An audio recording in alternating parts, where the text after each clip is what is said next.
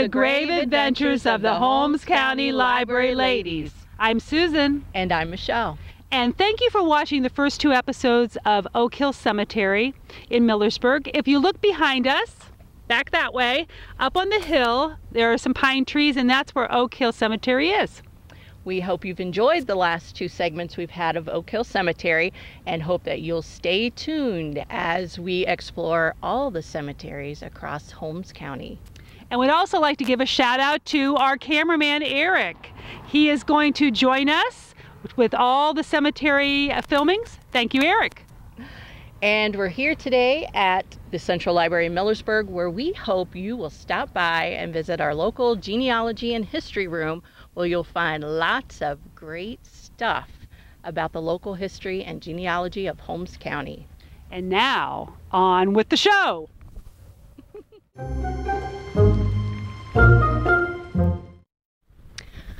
No visit to Oak Hill Cemetery would be complete without mentioning one of Millersburg's most interesting and lively characters. Washington Cowens was born in 1812 and was a prominent farmer. He also was one of the founding members of Oak Hill Cemetery.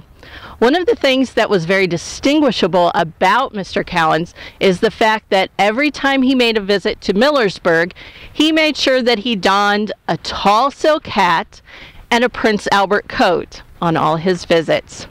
So there you have it, one of the liveliest members of the Oak Hill Cemetery Committee.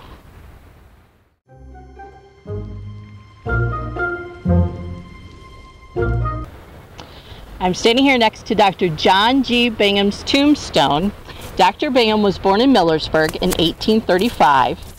During his time, he worked for the Cleveland and Pittsburgh Railroad Company in Akron as a transit man and leveler. He then used that money from the railroad to travel to Iowa and to purchase several acres of land, which he then later sold. He had made a promise to his mother to return to Millersburg and purchase lots on South Washington Street, where the house still is standing. After his return to Millersburg, he devoted his time to the study of medicine. He was also one of the founding members of the Oak Hill Cemetery Committee. He was also instrumental in getting the Soldiers' Monument placed in the village square.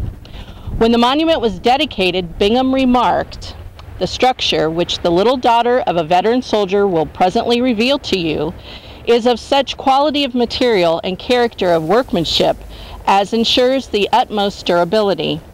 As we see it today, doubtless it will stand to greet the view of passing generations for centuries to come." And it has. It still stands proudly today in the village square. And next, Susan will tell you the history and a bit about the founding fathers of Oak Hill Cemetery.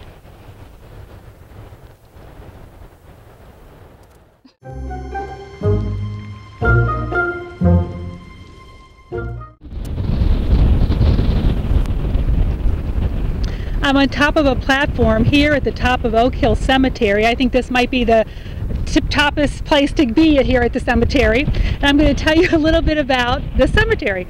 As we were talking about in the different grave sites here, there were several people in town who got together and paid $1,300 for this cemetery. And on June 20th, 1862, it was open. And the people who were involved were Dr. John Bingham, Lyman Critchfield, Louis Mayer, John Koch, Dr. Joe Pomerine, Washington Cowens, Jacob Cherry Holmes, and then a Dr. A.A. Crump, and we didn't talk about his gravesite, but the others we did. And Catherine Harbaugh was the very first person to be buried here in this cemetery. We looked around, we couldn't find her tombstone, but that would be typical of way back when, and particularly the first one here in the cemetery, there may not have been a tombstone or something that was temporary, but this is the making of the cemetery, Oak Hill.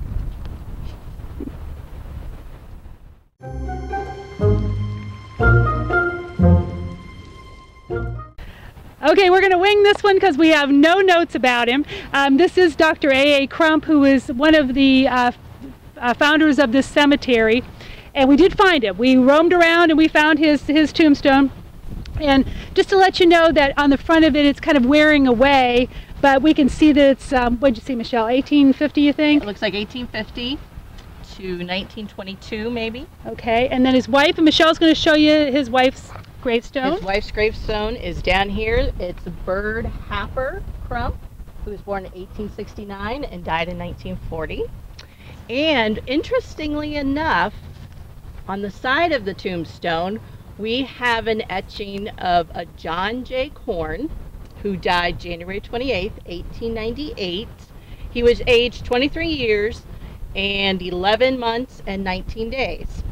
We have no idea why Mr. Corns here is buried with the Crump family, but if you happen to know, just give us a shout at the Holmes County Library, or you can email us at libraryladies@holmeslib.org. Well, and here's another connection. This is kind of odd, that some of the Corns were buried with Cherry Holmes. And Mr. Cherry Holmes was also instrumental in getting this cemetery, so the plot thickens. That's right. What is the connection? Thank you for joining the grave adventures of the Holmes County Library Ladies. And remember, take nothing with you and only leave the ghosts of your ancestors behind.